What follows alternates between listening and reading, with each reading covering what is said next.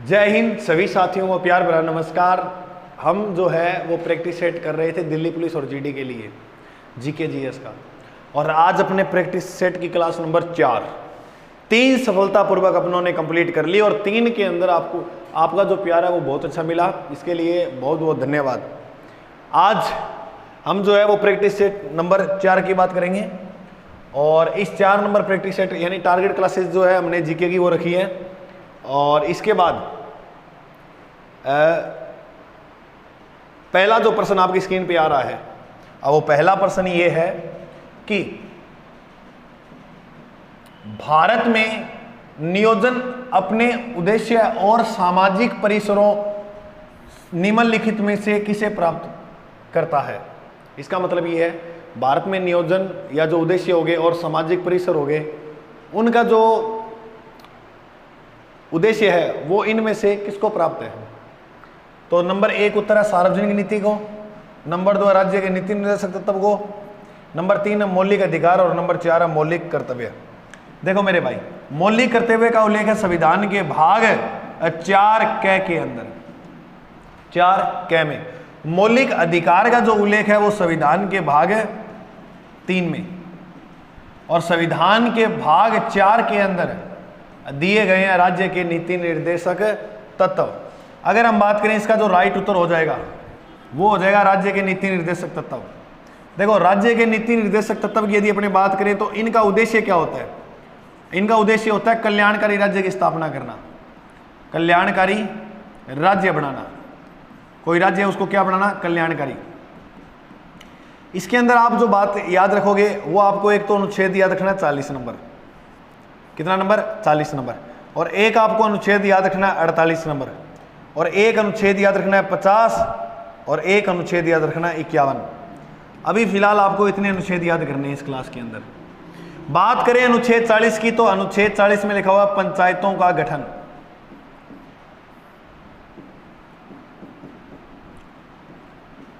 पंचायतों के गठन का उल्लेख कहां दिया गया, अनुच्छेद 40 में। एक समिति का गठन हुआ था जिसका नाम है बलवंत राय मेहता समिति, बलवंत राय मेहता समिति।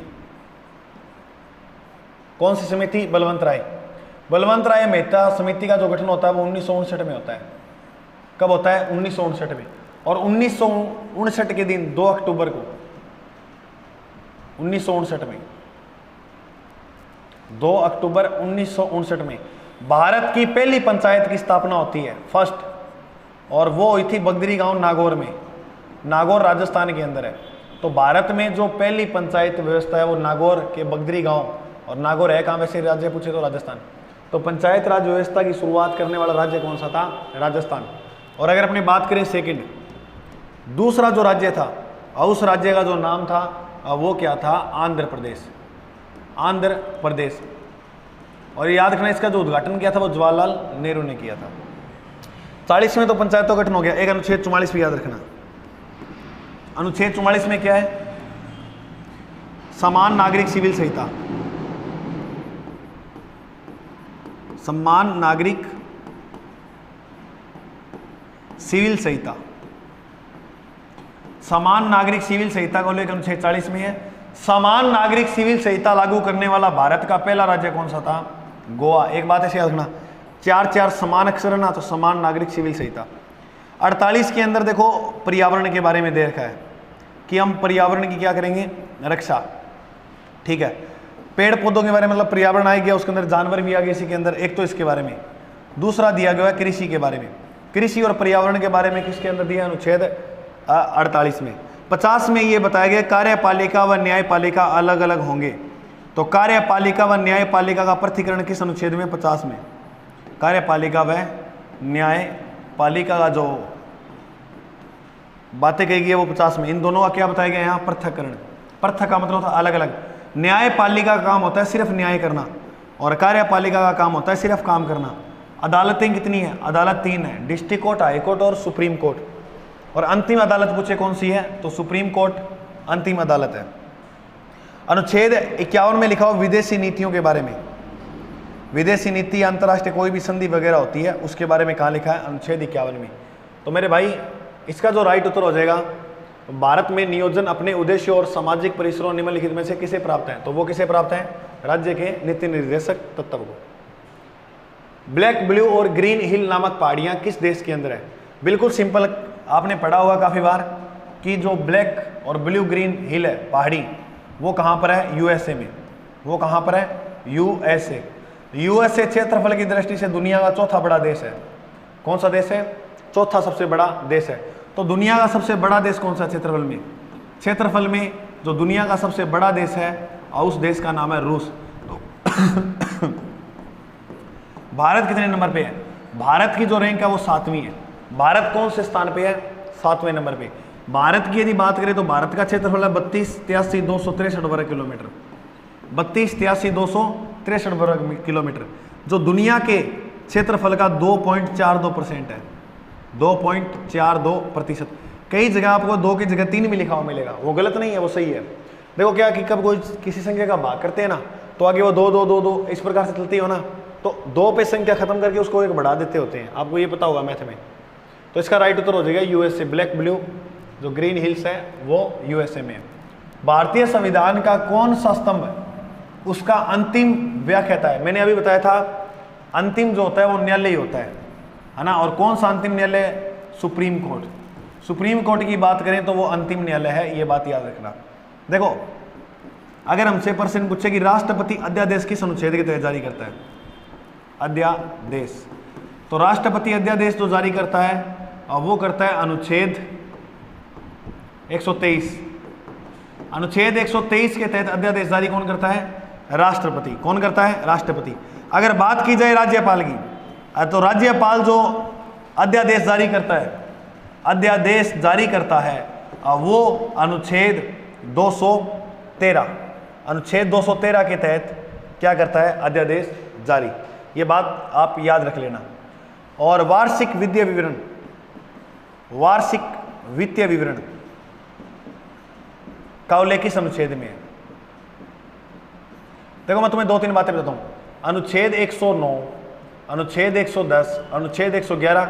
वार्षिक वित्तीय विवरण का जो उल्लेख है वो अनुच्छेद, यानी बजट का जो उल्लेख है वो अनुच्छेद 112 में है। 110 में धन विधेयक की प्रक्रिया बताई गई है। धन विधेयक की प्रक्रिया किस अनुच्छेद में बताई गई है? वो बताई गई है अनुच्छेद 109 में। 10 में धन विधेयक की परिभाषा, और धन विधेयक की परिभाषा जो बताई गई है वो कहां पर बताई गई है? 110 अनुच्छेद में। 11 में बताई गई राष्ट्रपति की शक्तियां कानून बनाने की, और इसी के तहत अनुच्छेद 11 के तहत ही 100 राष्ट्रपति के पास कौन सी पावर होती है? Veto power. एक बात और याद रखना, धन विधेयक जो होता है वो हमेशा राज्यों में तो रखा जाता है विधानसभा के अंदर, और केंद्र में जो हमेशा धन विधेयक रखा जाता है वो सर्वप्रथम लोकसभा में रखा जाता है। राज्यसभा को सिर्फ 14 दिन के लिए दिया जाता है, वो कि इसके ऊपर तो अनुमति देनी है तो सिर्फ 14 दिन के लिए दे सकता है। ठीक है, बिल्कुल गुरुजी। आओ नेक्स्ट प्रश्न पे। जूनागढ़ शिलालेख निम्न में से किस भाषा का पहला शिलालेख है? ये जूनागढ़ का जो शिलालेख है, कौन सा मेरे भाई? जूनागढ़। अरे जूनागढ़ जो शिलालेख है वो गिरनार के अंदर है। जूनागढ़ शिलालेख कहां पर है? गिरनार, गिरनार। और गिरनार कहां पर है? गुजरात। ये वही गुजरात है जहां सुदर्शन झील पढ़ते हो आप। कौन सी झील? सुदर्शन। तो ये गुजरात के अंदर है, संस्कृत भाषा में है। कौन सी भाषा में? संस्कृत भाषा में। और चंपू शैली का कौन सी शैली में लिखा गया है? चंपू।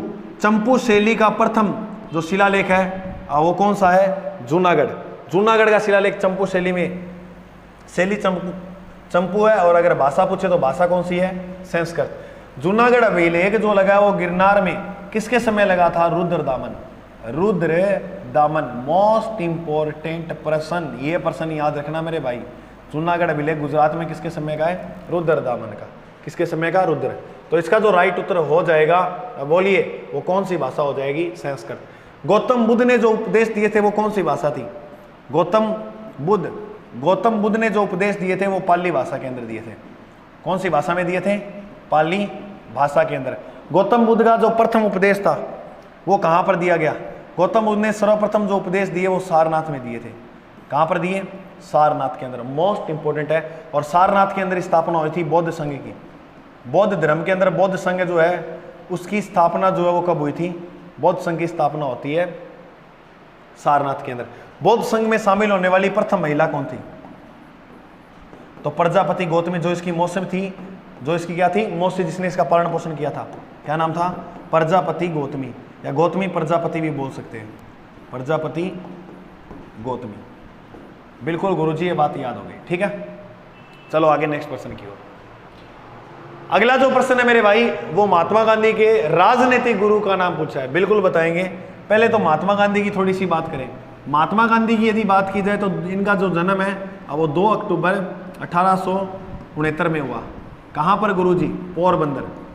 पोरबंदर जो स्थान है वो भारत के कौन से राज्य में है गुरुजी? वो स्थान जो है वो भारत के गुजरात राज्य में है। कौन से राज्य में? गुजरात राज्य में। और मैं आपको जानकारी के लिए बात बताऊं, महात्मा गांधी की याद में एक दिवस मनाया जाता है, शहीद दिवस। कौन सा दिवस? शहीद दिवस। शहीद दिवस जो आता है वो 30 जनवरी, क्योंकि बताया जाता है कि जो महात्मा गांधी, इनकी हत्या की गई थी 30 जनवरी 1948 में नाथूराम गोडसे ने। तो याद रखना, तो शहीद दिवस आता है 30 जनवरी को। उसके बाद अगर आगे बात की जाए तो महात्मा गांधी ने प्रथम कौन सा आंदोलन था जो सत्याग्रह आंदोलन किया था? महात्मा गांधी का प्रथम सत्याग्रह आंदोलन कौन सा था? तो वो आंदोलन था चंपारण में। कहाँ हुआ था? चंपारण आंदोलन। चंपारण कहाँ पड़ता है? बिहार में। क्लियर? ठीक है, तो इसका जो राइट उत्तर हो जाएगा वो हो जाएगा गोपाल कृष्ण गोखले। तो इसका महात्मा गांधी के राजनीतिक गुरु कौन थे? बोलो एक बार सागर। गोपाल कृष्ण गोखले। एक बार और बोल दो प्यार से, गोपाल कृष्ण गोखले। अच्छा, गांधी जी शादी के लिए तरस गए थे। तरस याद रखियो 83, 1883 में ब्याह हो कस्तूरबा गांधी। कस्तूरबा गांधी। कमेंट में बताना जलियांवाला बाग हत्याकांड कब हुआ था? जलियांवाला बाग हत्याकांड, ये कमेंट में जरूर लिखना, मैं चेक करूंगा किसके साथी ने जवाब दिया है। जलियांवाला बाग हत्याकांड कब हुआ था? भारतीय क्षेत्र में स्थित 2 ज्वालामुखी, मैंने आपको पहले दिन ही बताया था कि भारत में 2 ज्वालामुखी अंडमान निकोबार द्वीप के पास। जो ऊपर वाली है वो है नारकोडम, नरकोडम भी कहते हैं इसे, नरकोडम, नारकोडम। और एक है बेरन। बेरन जो है वो सक्रिय ज्वालामुखी है और नरकोडम जो है वो सुसुप्त ज्वालामुखी है। तो भारत की 2 ज्वालामुखी है, जिसमें एक का नाम है बेरन और दूसरे का नाम है नरकोडम। अगर बात करें पंबन द्वीप की, तो पंबन जो द्वीप है वो यहाँ पर इधर तमिलनाडु में, तमिलनाडु की सीमा पे कौन सा द्वीप है? पंबन। पंबन द्वीप है। कवारती और न्यूमोर, देखो ये गंगा नदी के मुहाने पर है न्यूमोर द्वीप। कौन सी नदी के मुहाने पर है? गंगा नदी पर। ग्रेट अंडमान व लिटिल निकोबार। ग्रेट अंडमान की बात करें तो जो अंडमान निकोबार है उसमें बृहद निकोबार के नीचे आएगा यहाँ पर, जिसे बोलते हैं ग्रेट अंडमान। ठीक है, और लिटिल निकोबार इसके नीचे आएगा यहाँ पर। क्योंकि आपको बता दूं मैं, अंडमान और निकोबार दोनों ही अलग अलग है। अंडमान और निकोबार दोनों ही अलग अलग है। किसी द्वीप को 2 भागों में बांटने वाले होते हैं चैनल। 10 डिग्री चैनल अंडमान को निकोबार से क्या कर देता है? अलग। कौन सा डिग्री चैनल? 10 डिग्री। 3 चैनल याद रखना, 8, 9, 10। 8 mm बोलो, mm। मिनी कोए से मालद्वीप, मिनी कोए से मालद्वीप। और याद रखना, मालद्वीप से कवारती कह दो या लक्षद्वीप। 9 डिग्री चैनल किसके मध्य है? कवारती से लक्षद्वीप। अंडमान को निकोबार से अलग करने वाला जो चैनल है उसका नाम क्या है? 10 डिग्री। और 11 डिग्री जो चैनल है वो लक्षद्वीप को 2 भागों में बांटता है। लक्षद्वीप को 2 भागों में बांटने वाला चैनल कौन सा है? 11 डिग्री। याद रखना, 9, 10, 11। 9 की बात करा, 8 की बात करा तो 8 mm को याद रखना है, मिनी कोए से मालद्वीप। 9 का मालद्वीप से लक्षद्वीप और 10 का अंडमान को निकोबार से। और 11 डिग्री जो चैनल है, 11 डिग्री जो चैनल है वो लक्षद्वीप को 2 भागों में बांट देता है। सदीर भारत के किस नृत्य शैली का एक प्राचीन नाम है?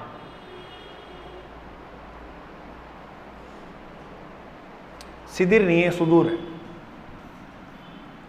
सुदूर। सुदूर भारत के किस नृत्य शैली का नाम है? सुदूर की यदि बात करें, सुदूर की यदि बात करें अपने, तो उसका राइट उत्तर हो जाएगा भरतनाट्यम। ये प्रश्न मोस्ट इंपोर्टेंट है, आपके एग्जाम में देखने को मिल सकता है मेरे भाई। अगर अपने बात करें कथक की, तो कथक नृत्य भारत के किस राज्य में सर्वाधिक किया जाता है? उत्तर प्रदेश के अंदर। बात करें ओडिसी नृत्य की, तो ये उड़ीसा के अंदर ही सर्वाधिक किया जाता है। अगर बात करें मोहिनीअट्टम की, तो मोहिनीअट्टम नृत्य जो है वो भारत के केरल राज्य में किया जाता है। बिल्कुल ये बात याद हुई। अब बात करते हैं भरतनाट्य। भरतनाट्यम की यदि बात करें तो ये नृत्य भारत के कौन से राज्य में होता है? तमिलनाडु।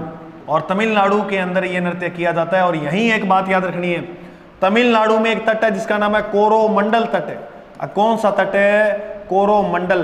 कोरोमंडल तट जो है वो लौटता हुआ मानसून सर्वाधिक वर्षा भारत में यही करता है। लौटता हुआ मानसून, लौटता हुआ जो मानसून है वो भारत में सर्वाधिक वर्षा कहां करता है? कोरोमंडल तट। अरे मानसून किस भाषा का शब्द है? गुरुजी मानसून अरबी भाषा का शब्द है। और याद रखना, अरबी भाषा के शब्द होने के कारण मानसून की जो खोज की थी वो अरबी यात्री अल मसूदी ने की थी। बात समझ में आ जाएगी? ओके गुरुजी आ जाएगी। एक नृत्य बताना, कच्चीपुड़ी नृत्य कहाँ का? मैंने पहले दिन ही बताया था, कच्चीपुड़ी। कच्चीपुड़ी वो रखेगा जो आंधा होगा व्यक्ति, तो आंध्र प्रदेश। आंध्र प्रदेश में कौन सा नृत्य फेमस है? कच्चीपुड़ी। घूमर नृत्य कहाँ का है? अरे घूमर जो नृत्य है वो राजस्थान का फेमस है। घूमर नृत्य कहाँ का है? राजस्थान का। चलें आगे। बिल्कुल आगे नेक्स्ट प्रश्न की यदि अपने बात करें तो श्रीलंका की वाणिज्यिक राजधानी कौन सी है?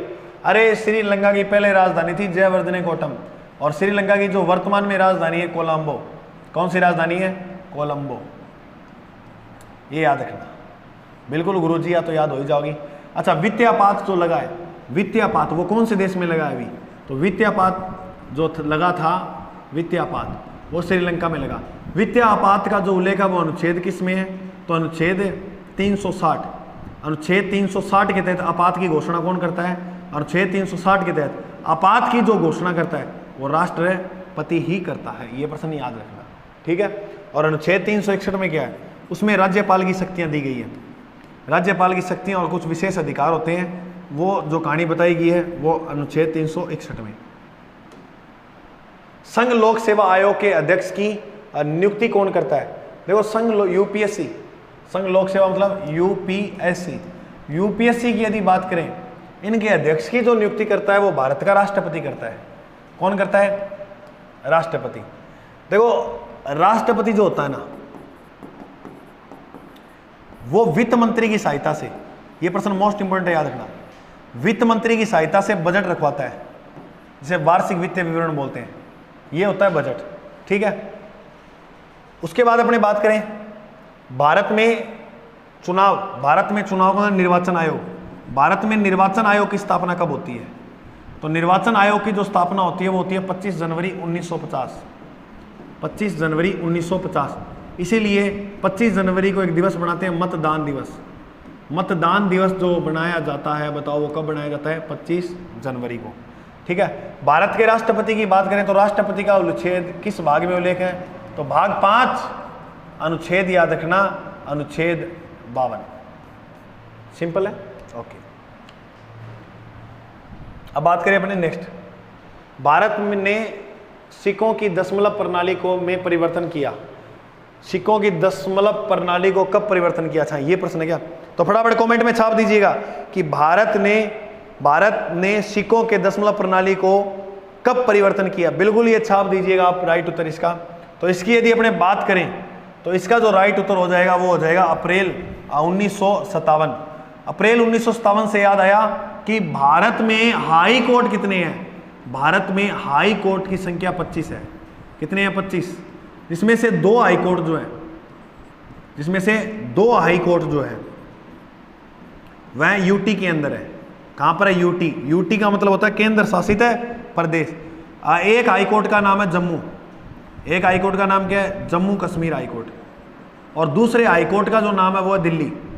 कौन सा high court? Delhi high court. जानकारी के लिए आपको बात बताऊं, दिल्ली हाई कोर्ट की जो स्थापना होती है, दिल्ली हाई कोर्ट की स्थापना होती है 1966 में, और जम्मू कश्मीर हाई कोर्ट की जो स्थापना होती है वो 1957 में। तो याद रखना, जम्मू कश्मीर हाई कोर्ट की स्थापना 1957 में और दिल्ली हाई कोर्ट की स्थापना कब हुई? 1966 में। ये बात तुम याद रख लेना। उसके अलावा मैं आपको एक बात और बता देता हूं, याद रखना ये भी, भारत के 4 राज्यों में हाईकोर्ट नहीं है। भारत के 4 राज्यों में हाईकोर्ट नहीं है। वो कौन से हैं? नगमा को याद रखना। नगमा क्या याद रखोगे? बोलो नगमा। न से नागालैंड, न से नागालैंड। जी से याद रखना गोवा, जी से गोवा। मैं से याद रखना मिजोरम, मैं से क्या याद रखोगे? मिजोरम। और ऐसे याद रखना अरुणाचल, ऐसे क्या याद रखोगे? अरुणाचल प्रदेश। क्लियर? इतनी बात समझ में आई? हाँ गुरुजी इतनी बात समझ में आ गई। एक बात और याद रखना, एक बात और याद रखना, क्या कि भारत का सबसे प्राचीन हाईकोर्ट कौन सा है? भारत का सबसे प्राचीन जो हाईकोर्ट है उसका नाम है कोलकाता हाईकोर्ट। कोलकाता हाईकोर्ट की स्थापना जो होती है वो होती है 1862 में। भारत का सबसे बड़ा हाईकोर्ट है उसकी स्थापना होती है 1866 में। नाम है इलाहाबाद हाईकोर्ट। ये भारत का सबसे बड़ा हाईकोर्ट है क्योंकि यहां पर जो न्यायाधीश बैठते हैं वो 160 बैठते हैं। तो गुरुजी भारत का सबसे छोटा हाईकोर्ट, छोटा हाईकोर्ट सबसे कम जो संख्या बैठती है वो सिक्किम हाईकोर्ट में बैठती है, सिर्फ और सिर्फ 3। अब मुझे ये बताओ थाने देखो पूरा हाईकोर्ट समझायो कौन समझायो? तो मेरे कहने का मतलब है क्लास ढंग से देखो। अब कोई ज़्यादा मैटर करा दो, मेरा मन तो कौन करा कराने को, लेकिन जो साथी मुझे बताया कि जितने भी देख रहे हैं उनको तो फायदा होना चाहिए। बाकी इधर उधर भाग रहे हैं, उनका काम है क्या भागनो, इन्हों भाग के न चल गए इन्हों। तो मैं जो देख रहे हैं उसी को एक ही बात कहूँगा, भागनों को नहीं आ पाई न बिना एक जगह टिक कर पढ़ो, कहीं भी पढ़ लो, ठीक है? एक किताब को पढ़ो, एक जगह टिक कर पढ़ो, इन बिनो यहाँ बिखेरो ना चीज़ां ने, चीज़ों को समेटना सीखो। निम्न में से किस ग्रह की परिभ्रमण गति सबसे तेज है? सबसे तेज जो है वो सबसे बड़ा होगा, उसी की तेज होगी। तो सबसे बड़ा ग्रह कौन सा है? बृहस्पति। बृहस्पति जो ग्रह है वो सबसे बड़ा ग्रह है। मंगल ग्रह का जो रंग है वो कैसा है? तो मंगल ग्रह का जो रंग है वो कैसा है? लाल है। कैसा? लाल। सूर्य के सबसे नजदीक ग्रह कौन सा है? सूर्य के सबसे नजदीक ग्रह की अगर बात की जाए तो सबसे नजदीक जो ग्रह है उसका नाम क्या है? उसका नाम है बुध ग्रह। कौन सा? बुध ग्रह। और 2 नंबर का सबसे नजदीक ग्रह शुक्र है, 3 नंबर पे पृथ्वी है, ठीक है? याद रखना। और ग्रहों की संख्या कितनी है वर्तमान में? ग्रह है 8। अच्छा, मानव जीवन किस पे संबंधित है? मानव का जो जीवन है वो पृथ्वी के अंदर है, ठीक है? मंगल में बता रहे हैं कि मंगल ग्रह में लाल रंग की मिट्टी मिली है, तो लो ऑक्साइड के कारण रंग लाल होता है मिट्टी का, यानी पानी के कारण। और जहाँ पर पानी होता है वहाँ मानव रह सकता है। अच्छा, एक पानी से आया जल दिवस, बताओ जल दिवस कब आता है? जल दिवस देखो, जलियांवाला बाग हत्याकांड में जो मैंने बताया था उसमें वो हुआ था 1919 में। और जल दिवस की यदि बात की जाए तो जल दिवस आता है 22 मार्च को। चलो नेक्स्ट प्रश्न की ओर। संत कबीर किसके शिष्य थे? कबीर जी थे वो रामानंद के शिष्य थे, रामानंद। याद रखना ये प्रश्न, ठीक है? निम्न में से कौन सा हड़प्पाकालीन स्थल गुजरात में स्थित नहीं है? अच्छा, कौन सा गुजरात में स्थित नहीं है? लोथल भी है, सूरकोटड़ा भी है, धोलावीरा भी है, देमाबाद नहीं है। देमाबाद महाराष्ट्र में है, गोदावरी नदी किनारे।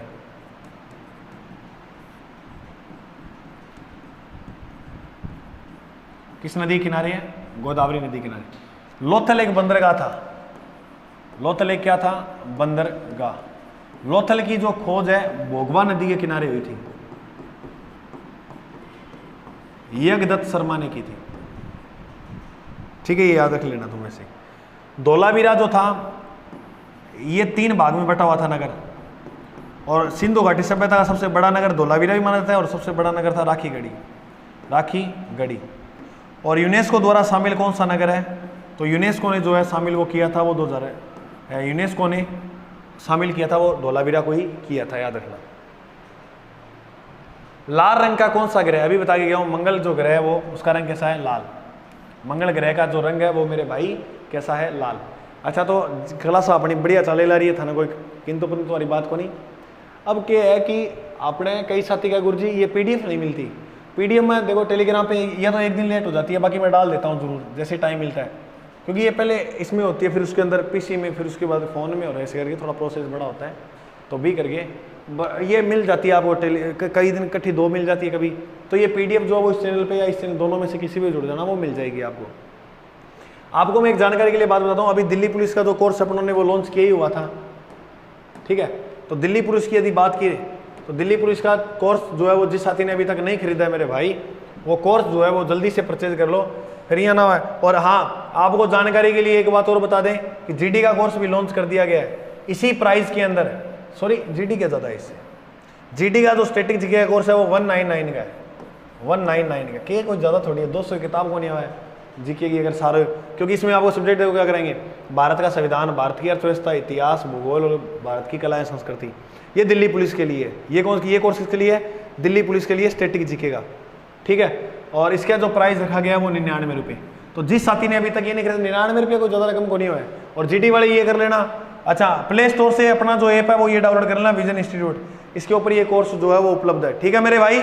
बिल्कुल, चलते हैं आगे नेक्स्ट पर्सन पे। नेक्स्ट पर्सन जो आ रहा है आपकी स्क्रीन पे और वो ये है कि भारत के साथ किस देश की स्थलीय सीमा सबसे कम लगती है। अरे अपने को इससे बताना है देखकर। अब कहो गुरुजी सबसे कम तो अफगानिस्तान की, अफगानिस्तान ऑप्शन में नहीं है। तो याद रखना बचपन में बीए, बचपन में क्या करना था, बचपन में बीए करना था, लेकिन वो तो किया नहीं, बचपन में बीए किया नहीं। तो अब भाई याद करो फिर, बी से याद रखना सर्वाधिक जो सीमा लगती है वो बांग्लादेश, बांग्लादेश। सी से याद रखना चीन, पी से क्या याद रखोगे, पाकिस्तान। ने से याद रखना नेपाल, मैं से याद रखना म्यांमार, और बी से याद रखना भूटान। ऐसे याद क्या रखोगे, बोलो, अफगानिस्तान। बोलो, अब इसका जो राइट उत्तर हो जाएगा, इसका राइट उत्तर क्या होगा? बिल्कुल इनमें से देखो आप नीचे से, म्यांमार, म्यांमार के बाद भूटान, भूटान अफगानी, ये लो भाई। इसका जो राइट उत्तर हो जाएगा वो हो जाएगा भूटान। सबसे कम सीमा भूटान की लगती है। गुरुजी बांग्लादेश की राजधानी क्या है? अरे बांग्लादेश की राजधानी तो ढाका है। चीन की राजधानी क्या है? चीन की राजधानी तो बीजिंग है। पाकिस्तान की जो राजधानी है उसका नाम है इस्लामाबाद। और नेपाल की जो राजधानी है वो है काठमांडू। और नेपाल का सबसे बड़ा शहर कौन सा है? वो भी कौन सा है? काठमांडू। काठमांडू जो वो नेपाल का सबसे बड़ा शहर है। म्यांमार जो है उसकी राजधानी है नेपैदा। भूटान की राजधानी जो है वो है थिम्फू, थिम्फू। अफगानिस्तान की जो राजधानी है बोलो कौन सी? काबुल। अब इनकी सीमा और फटाफट लिख देते हैं सीमा। बांग्लादेश की जो सीमा वो 4096 किलोमीटर, चीन की सीमा 3488 किलोमीटर, पाकिस्तान की सीमा 3323 या 3310 भी मिला हुआ मतलब कहीं लिखा हुआ मिल जाता है। नेपाल की सीमा, नेपाल की बात करें तो 1751 किलोमीटर, म्यांमार की सीमा 1643 किलोमीटर, भूटान की सीमा 699 किलोमीटर और अफगानिस्तान की 80 या 106 किलोमीटर। तो ये बात आप याद रखना। मैं देख लेता हूं क्लास चल रही है या नहीं चल रही। बिल्कुल क्लास सफलतापूर्वक अच्छी तरह से चल रही है। तो सभी साथी आगे बढ़ते हैं। इसी के साथ ये याद कर लेना बचपन में क्या करना था। बचपन में भी, बचपन में बांग्लादेश, चीन, पाकिस्तान, नेपाल, म्यांमार, भूटान, अफगानिस्तान, ढाका, बीजिंग, इस्लामाबाद, काठमांडू, नेपाल, थिम्पू, काबुल। फटाफट ये राजधानियां याद कर लो मेरे भाई। ये बचपन कभी मत भूलना, बचपन तो बचपन था, ठीक है। गुरु गोविंद सिंह की समाधि स्थल कहाँ पर बना हुआ है? तो गुरु गोविंद सिंह की अगर बात करें समाधि स्थल की, बिल्कुल सिंपल प्रश्न है। गुरु गोविंद सिंह की जो समाधि स्थल है बिल्कुल बताएंगे ये।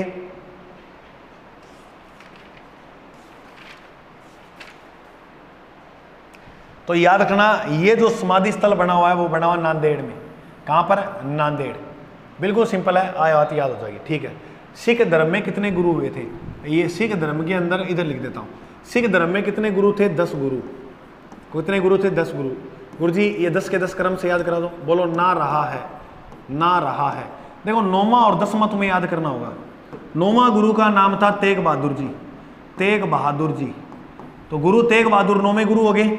10वें हो गए गुरु गोविंद सिंह, गुरु गोविंद सिंह। बिल्कुल गुरु जी ये हमें 2 याद हो गए।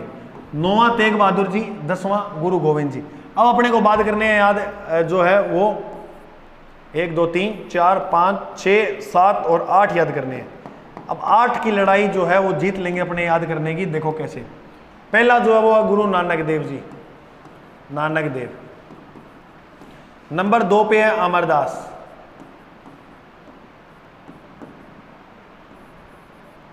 नंबर 2 पे क्या है? अमरदास जी। और नंबर 2 पे अंगद जी, गुरु अंगद। नंबर 3 पे अमरदास, अमरदास जी। और नंबर 4 पे है रामदास। बोलो नंबर 4 पे रामदास जी। और देखो रा ऐसे लिखा है। अगर अपने इंग्लिश में लिखते हैं रा है तो रा ए आता है बीच में। तो 5वें जो गुरु थे वो याद रखना अर्जुन देव। 5वें गुरु अर्जुन देव। बोलो 5वें गुरु अर्जुन देव। है से 3 याद करने हैं, ऐसे 3 याद करना। बोलो हर गोविंद, हर राय हरे कृष्ण, हर राय हरे कृष्ण। ये सिख धर्म के 10 गुरु, फटाफट याद करो, हर राय हरे कृष्ण, हरे कृष्ण। 10 के 10 गुरु सिख धर्म के याद करो मेरे भाई। सिख धर्म में कितने गुरु हुए? 10। आइए जानते हैं एक ट्रिक के साथ। ना रहा है, ना से नानक देव जी, अंगद, अमरदास जी, 3 याद हो गए बिल्कुल। अब रहा, रा को ऐसे पढ़ना, रे और रे, ठीक है। रे से याद रखना गुरु रामदास जी। 5वें गुरु कौन थे? अर्जुन देव जी। फिर इसके बाद रहा के बाद क्या आता है? रा के बाद क्या आता है से 3 याद करने हैं। बोलो, हर गोविंद हर राय हर कृष्ण, हर गोविंद हर राय हर कृष्ण, हर गोविंद हर राय हर कृष्ण। ये 2 आपको याद करने पड़ेंगे। 9वां तेग बहादुर जी और 10वें गुरु गोविंद सिंह जी। बिल्कुल बिल्कुल गुरु जी, समझ में आ गए। आओ नेक्स्ट प्रश्न की ओर। भारत का राष्ट्रपति किसे मुख्य चुनाव आयुक्त, अच्छा, कितने मुख्य चुनाव आयुक्त की नियुक्ति करता है? मुख्य चुनाव आयुक्त एक ही होता है, मतलब मुख्य चुनाव आयुक्त की यदि अपने बात करें तो मुख्य चुनाव आयुक्त कितने होते हैं? एक ही होता है, ठीक है। चलो आओ नेक्स्ट प्रश्न की ओर। अगर अपने बात करें अगला प्रश्न कि निम्न में से कौन सा मौद्रिक नीति के साधनों के लिए सत्य है? मुक्त बाजार संचालन, बैंक दर की नीति, संचय सांख्य नियंत्रण। इसका जो राइट उत्तर हो जाएगा वो हो जाएगा मुक्त बाजार संचालन। गुरुजी कैसे? मौद्रिक नीति का मतलब होता है महंगाई। बस आप एक भाषा में ये समझो, इतना आसान नहीं है समझना, लेकिन मतलब याद रखना मौद्रिक नीति में क्या हुआ है तो कि महंगाई को क्या कहते हैं? मौद्रिक नीति। तो इसका राइट उत्तर है मुक्त बाजार संचालन, ठीक है। रणजीत सिंह को राजा की उपाधि किसने दी थी? बिल्कुल अच्छा प्रश्न है। रणजीत सिंह को राजा की उपाधि किसने दी थी? अरे रण जीतोगे तो जमा लग जाएगा, जमा, बिल्कुल याद रखना, जमा लग जाएगा, लोगों का जाम लग जाएगा देखने के लिए तुम्हें। तो रण सिंह को राजा की जो उपाधि दी थी वो जमान शाह ने दी थी। किसने दी थी? जमान शाह ने, बिल्कुल। आओ नेक्स्ट प्रश्न की ओर। निम्न में से कौन सा बंगाल का अंतिम गवर्नर जनरल था? बंगाल की यदि अंतिम गवर्नर जनरल की बात करें, बंगाल की यदि अंतिम गवर्नर जनरल की बात करें तो वो थे विलियम बेंटिंग। कौन थे? William Bentinck. ये वही विलियम बेंटिंग है जिसने 1829 में सती प्रथा पे रोक लगाई थी। पूरे भारत में सती प्रथा पे क्या लगाई थी? रोक। राजा राम मोहन राय का सहयोग लिया था इन्होंने। सहयोग किसका लिया था? सहयोग जो है वो राजा राम मोहन राय, राजा राम मोहन राय का क्या लिया था? सहयोग। तो राजा राम मोहन राय के सहयोग से विलियम बेंटिंग ने सती प्रथा पे क्या लगा दी थी? रोक। लॉर्ड कैनिंग भारत के प्रथम वायसराय थे, भारत के प्रथम वायसराय और अंतिम गवर्नर जनरल थे। प्रथम वायसराय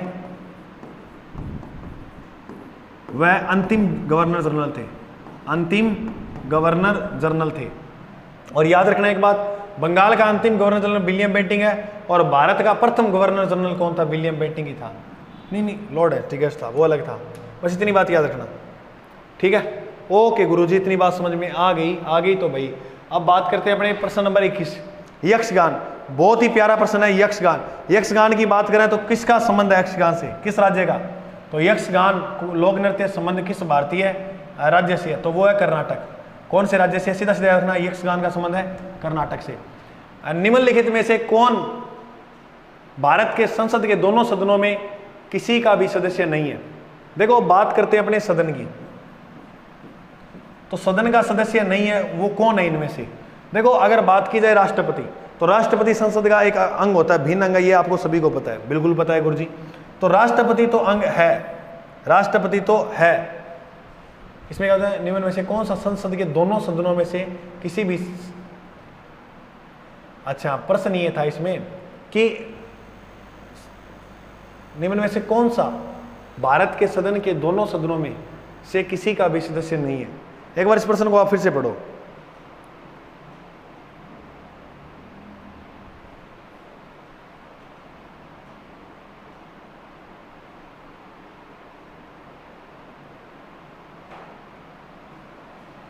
अच्छा ठीक है, इसने प्रश्न क्या पूछा है? इसने ये पूछा है जैसे 2 सदन होते हैं हमारे संसद के, एक तो होता है लोकसभा और एक होता है राज्यसभा।